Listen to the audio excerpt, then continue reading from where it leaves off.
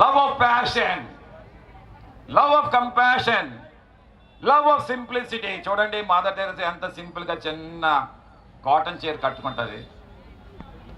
తన నోటితో ఒక మాట వస్తే ప్రపంచమే కదులుతుంది అన్నమాట. లవ్ ఆఫ్ కంపాషన్, పేదల పట్ల ఎంతో ప్రేమ. వాళ్ళలో ఒక జీసస్ని చూస్తుంది. పేదరికలో ఉండే వాళ్ళలోని ఒక జీసస్ని చూస్తుంది ఆ అమ్మ. బాబాసాహెబ్ అంబేద్కర్ ఇప్పుడే దండలు వేస్తాం. పేదల్లో ఒక స్థైర్యాన్ని నింపిన, ఒక ధైర్యాన్ని నింపిన మహానాయకుడు.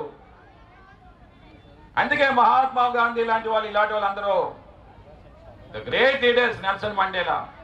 ఆ కోవకు చెందిన నాయకుడు ఎవరైనా ఉన్నారు అని అంటే మన భారతదేశంలోని జగన్మోహన్ రెడ్డి గారిని చెప్పి నేను తెలియజేస్తానన్నమాట. బాబాసాహెబ్ అంబేద్కర్ అంటారు, removal of poverty is not justice of charity, it's an act of justice, it's a protection of fundamental right, the right to dignity.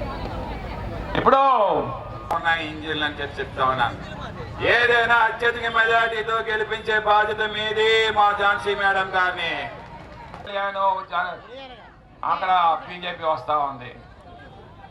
ఎన్ని వచ్చినా సరే నేను కూడా చెప్తాను, ఇక్కడ మాకు కూడా 3 ఇంజిన్లు ఉన్నాయి.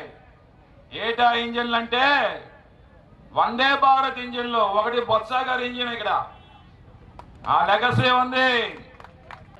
అది వాళ్ళ ఫండమెంటల్ రైటు, హక్కు, వాళ్ళకి ఇవ్వాలి. Every pie has to be spend with utmost care because it belongs to the poor people. పేదవాడు చెందేది ఆ స్టేట్ ఎక్స్చెక్కర్లో ఉండే డబ్బు అంతా కూడా. అది కూడా ఒక డిగ్నిటీతో ఇవ్వు, ఒక డీసెంట్ లైఫ్ ఇవ్వు ఆ పేదవాడికి. అందుకే కదా జగన్మోహన్ రెడ్డి గారు కోట్లాది మంది ప్రజల గురించి చెప్పిన జననేత.